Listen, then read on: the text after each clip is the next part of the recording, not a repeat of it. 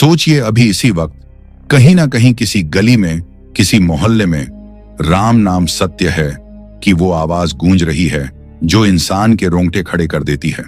और उस आवाज के पीछे जो अर्थी जा रही है उसे उठाए हुए हैं चार कंधे।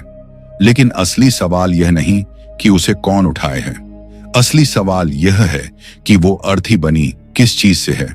क्योंकि जब आप यह जानेंगे तो आपकी रीढ़ की हड्डी में एक सिहरन दौड़ जाएगी। आपका दिमाग एक ऐसे सवाल में उलझ जाएगा जिसका जवाब शायद आपने कभी सोचा ही नहीं। वो अर्थी बनी है बांस से, वही साधारण सा बांस जो झुंड में उगता है, जिसे हम रोज देखते हैं और अनदेखा कर देते हैं। लेकिन रुकिए, क्योंकि असली रहस्य तो अभी शुरू हुआ है।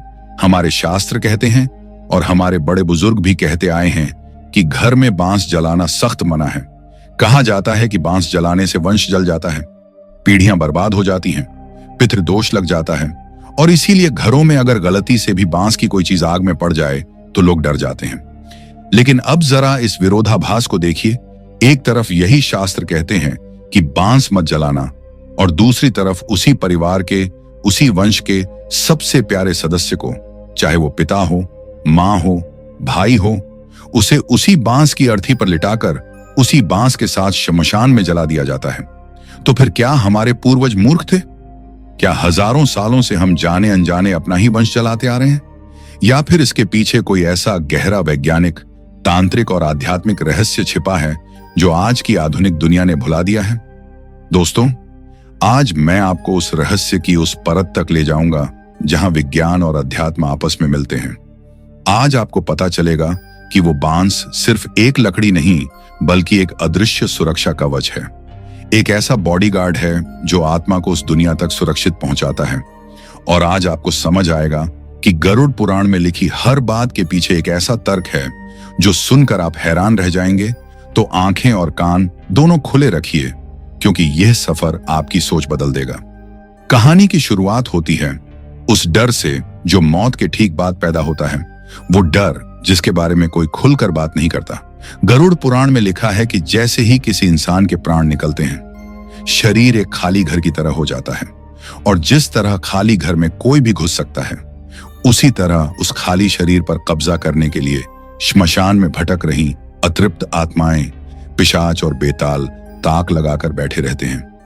वो उस ताजे शव की तलाश में होते हैं जिसे वो अपना घर बना सकें। और हमें उस शरीर को घर से श्मशान तक ले जाना है।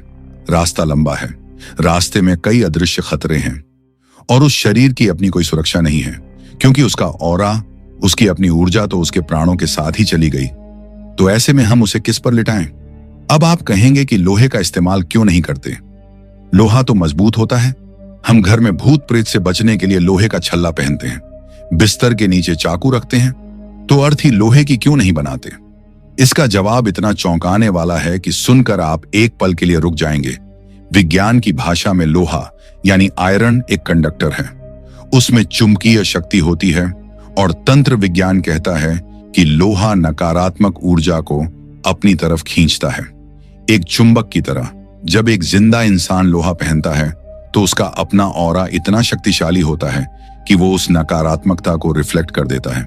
लेकिन एक शव का तो कोई ऑरा ही नहीं होता, उसकी अपनी कोई ढाल नहीं होती।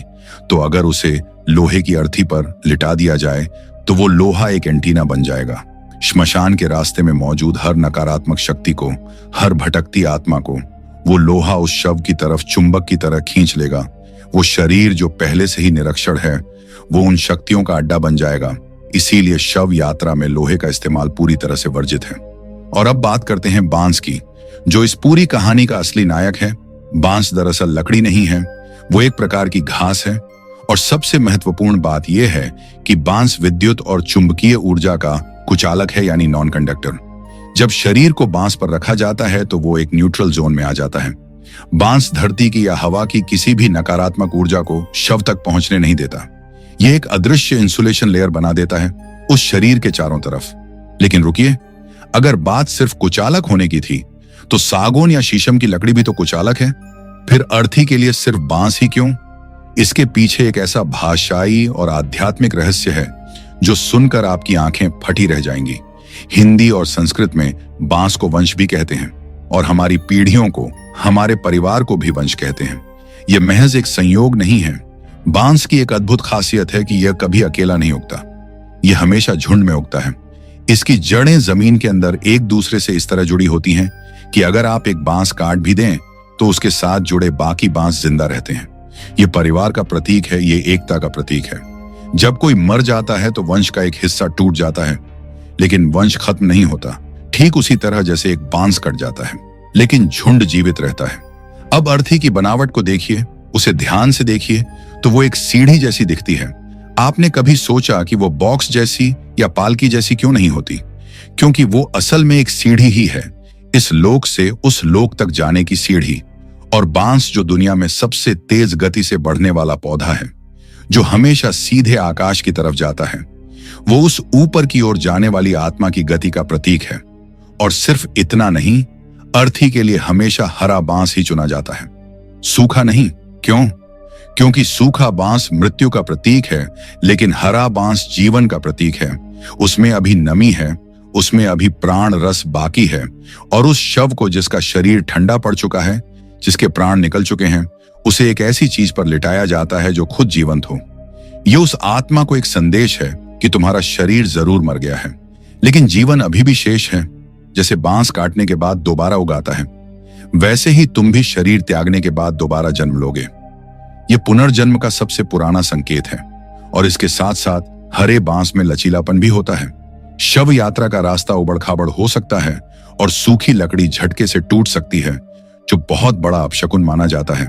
लेकिन हरा बांस उस पूरे वजन को, उन झटकों को मां की गोद की तरह संभाल लेता है। अब मैं आपको एक ऐसा तांत्रिक रहस्य बताने जा रहा हूं जो बहुत कम लोगों को पता है। बांस की बनावट को ध्यान से देखिए, उसमें थोड़ी थोड़ी दूर पर गांठें होती हैं, जिन्हें पोर कहते हैं। ये गांठें सिर्फ डिजाइन नहीं है, ये एनर्जी ब्रेकर हैं। तंत्र शास्त्र कहता है कि नकारात्मक शक्तियां हमेशा सीधी रेखा में बहुत तेजी से यात्रा करती हैं। लोहे की रड में या सीधी लकड़ी में कोई रुकावट नहीं होती, इसीलिए ऊर्जा का प्रवाह बहुत तेज होता है। लेकिन बांस की यह गांठें स्पीड ब्रेकर का काम करती हैं। हर गांठ पर ऊर्जा का प्रवाह टूटता है। यह एक नेचुरल बैरियर सिस्टम है जो प्रकृति ने खुद बनाया है। जब शव को बांस पर लिटाया जाता है तो ये अनगिनत गांठें एक सुरक्षा चक्र बना देती हैं और बुरी शक्तियां उस आत्मा तक नहीं पहुंच पाती। यमलोक तक का वो पूरा सफर उस बांस की गांठों की सुरक्षा में तय होता है। और अब वो रहस्य जिसके बारे में शायद ही किसी ने सोचा हो। जब बांस जलता है तो वो एक तेज धमाके के साथ फटता है, पटाखे जैसी आवाज। क्यों? क्योंकि बांस अंदर से खोखला होता है, उसमें हवा भरी होती है। जब आग लगती है तो वो हवा गर्म होकर बांस की दीवारों को तोड़कर धमाके के साथ बाहर निकलती है। और गरुड़ पुराण कहता है कि श्मशान भूमि पर जो अतृप्त आत्माएं और पिशाच घूमते रहते हैं, वो इन्हीं तेज धमाकों से डरकर दूर भाग जाते हैं। ये एक साउंड बैरियर है। जैसे हम दिवाली पर पटाखे फोड़कर बुरी शक्तियों को भगाते हैं, वैसे ही बांस के धमाके उस आत्मा की रक्षा करते हैं। और एक मनोवैज्ञानिक कारण भी है। जब चिता जलती है तो सबसे अंत में खोपड़ी फटती है। वो दृश्य और वो आवाज बहुत भयानक होती है, लेकिन बांस के चटकने की लगातार आवाजें उस भयानक दृश्य को ढक लेती हैं, ताकि परिवार वालों का दिल टूटे नहीं। हमारे पूर्वजों ने मौत के उस दर्दनाक सफर में भी इंसान की भावनाओं का ख्याल रखा था। अब एक और रहस्य, क्या आपको पता है कि श्मशान क्रिया के बाद जो बांस बच जाते हैं, उन्हें अघोरी और तांत्रिक क्यों ढूंढते हैं? क्योंकि जिस बांस ने एक शव की यात्रा देखी हो, जिसने मृत्यु की ऊर्जा को अपने अंदर सोखा हो, वो साधारण बांस नहीं रह जाता। उसे शव बांस कहते हैं और तंत्र विद्या में उसका इस्तेमाल आत्माओं को बुलाने के लिए होता है। इसीलिए चिता पूरी तरह जलनी चाहिए। परिवार के लोग तब तक वहां रुकते हैं जब तक सब कुछ राख ना हो जाए। बांस का एक टुकड़ा भी नहीं बचना चाहिए, और अगर कुछ बच भी जाए तो उसे तोड़कर आग में डाल दिया जाता है या नदी में बहा दिया जाता है। उसे घर कभी नहीं लाया जाता, क्योंकि वो उस वक्त दूसरी दुनिया की शक्तियों का चुंबक बन चुका होता है। और अब बात करते हैं उस गहरे दार्शनिक सत्य की जो बांस हमें सिखाता है। बांस अंदर से पूरी तरह खोखला है, बिल्कुल खाली, और योग शास्त्र में हमारी रीढ़ की हड्डी को मेरुदंड कहते हैं, जो बांस जैसा ही दिखता है।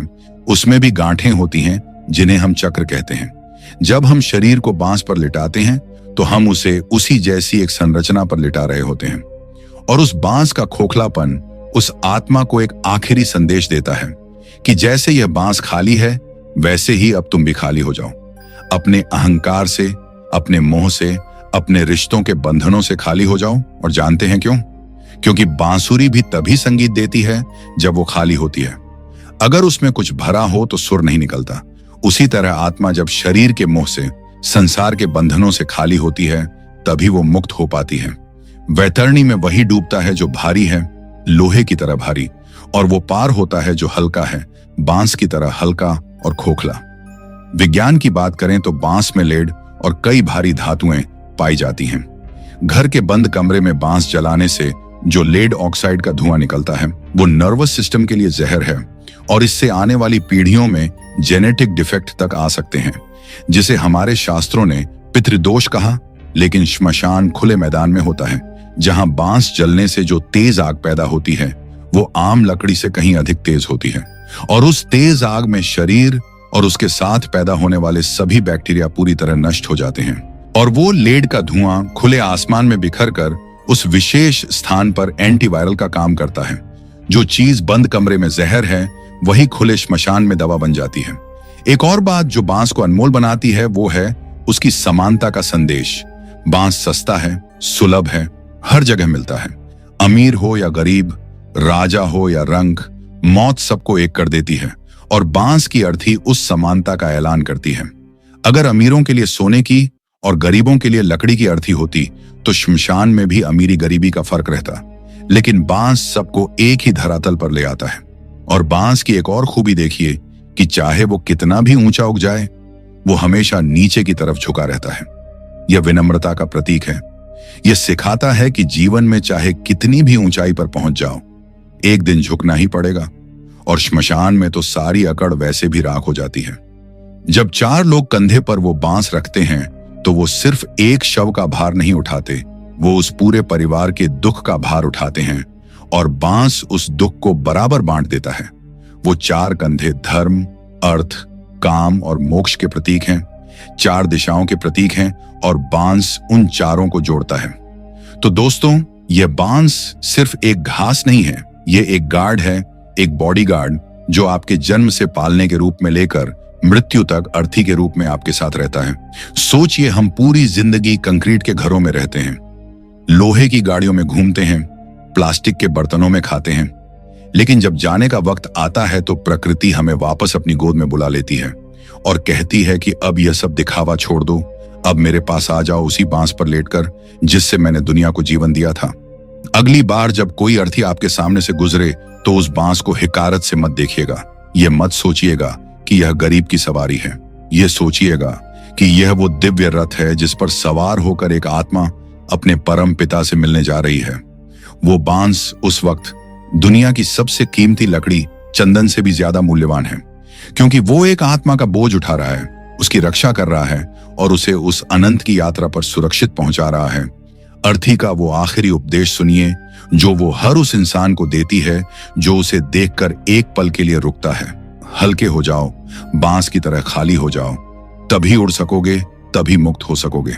अगर इस वीडियो ने आपको एक नया नजरिया दिया हो, अगर इसने आपके मन में कोई सवाल जगाया हो, तो इसे लाइक करें और उन लोगों तक शेयर करें जो हमारी संस्कृति के इस गहरे विज्ञान को जानना चाहते हैं। और अगर आप जानना चाहते हैं कि चंदन की लकड़ी पर सिर्फ अमीरों को क्यों जलाया जाता है, क्या उससे सच में मोक्ष जल्दी मिलता है या यह सिर्फ दिखावा है, तो कमेंट में लिखें चंदन का सच। और अगर आप ये जानना चाहते हैं कि श्मशान से वापस आने के बाद घर में घुसने से पहले लोहा छूना, आग छूना और नीम चबाना क्यों जरूरी है, कौन सी अदृश्य चीज आपके साथ श्मशान से घर तक आ सकती है, तो वो भी कमेंट में बताएं। इस चैनल को सब्सक्राइब करें, क्योंकि हम यहाँ उन सवालों के जवाब ढूंढते हैं जिनसे दुनिया कतराती है। हम फिर मिलेंगे एक और रहस्य, एक और सच के साथ। तब तक के लिए बांस की तरह लचीले रहिए, हल्के रहिए और याद रखिए कि अंत में सब राख है, लेकिन वो राख भी एक कहानी कहती है जिसे सुनने वाला चाहिए। जय महाकाल।